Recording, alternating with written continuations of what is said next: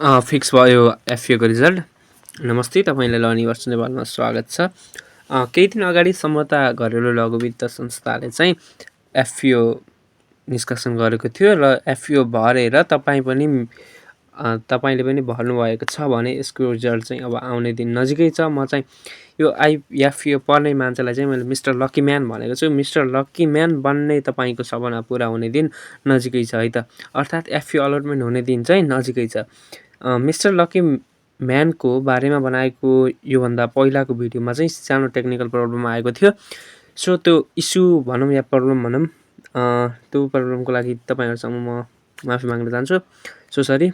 Then अबको त्यसमा चाहिँ अरू इन्फर्मेसन चाहिँ एकदम एकुरेट छ र त्यसमा एउटा सिआरएनमा पनि एउटा इस्यु आएको रहेछ। सिआरएन 6वटा नम्बर हुन्छ भनेको रहेछु, बट सिआरएनमा चाहिँ 8वटा नम्बर हुन्छ र त्यसमा चाहिँ एउटा साथीले कमेन्ट गर्नुभएको थियो। म पुनः भिडियो चेक गर्दा त्यो इस्यु भेटाएँ।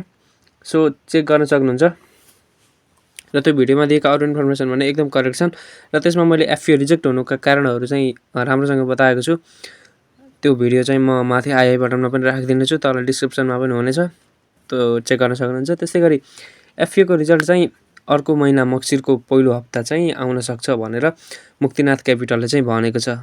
यद्यपि डेट चाहिँ फिक्स भइसकेको छैन, तर 8 गतेसम्म आउन सक्ने चाहिँ प्रबल सम्भावना चाहिँ छ है त। तपाईँलाई पर्यो वा परेन त्यो हेर्ने तरिका चाहिँ म अब आउने अर्को वा नेक्स्ट भिडियोमा सिकाउने नै छु। आजका लागि यति नै। लेट्स अपडेट भइरहनका लागि चाहिँ यस्तै खालका भिडियोहरू चाहिरहनुहुन्छ भने वा 1 मिनटमा सम्पूर्ण इन्फर्मेसनहरू पाउनका लागि तपाईँले लर्निभर्स नेपाललाई सब्सक्राइब गर्न सक्नुहुन्छ। भिडियो मन पर्यो भने लाइक, कमेन्ट, सेयर गर्न नभुल्नुहोला।